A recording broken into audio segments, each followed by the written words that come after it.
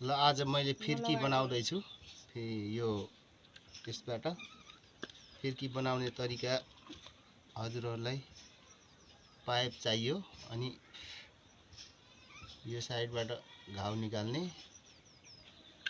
अनि यो ठेडी लगाउने यहाँ माथि पानी बन्द हुन्छ अनि यो घुसाउने यसको बिचबाट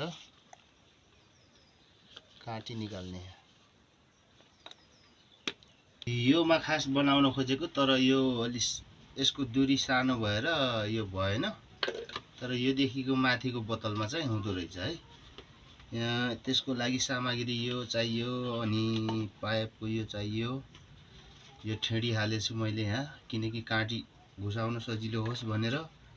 काटी यो भयो किला यसमा यो हानेर ट्याक्क गराउँछु अहिले म। यो खोल्नलाई यहाँबाट खोल्नु पर्यो यो है। यो साइडबाट यसको यही साइडबाट यताबाट खोलेर हुँदैन नि फेरि अझ यही साइडबाट सबैको यही साइडबाट अथवा यो साइडबाट खोल्नु पर्यो भने यही साइडबाट खोलेर है। यो खोल्ने साइज अनि यो चाहिँ यसरी घुसाउने अनि यो काठी चाहिँ यहाँबाट ट्याक्क हानेर यसरी घुसाउने है। अनि यो आसी हँसिया यसले यसरी ठोक्दिने। आज चाहिँ मैले फिर्की बनाएको छु।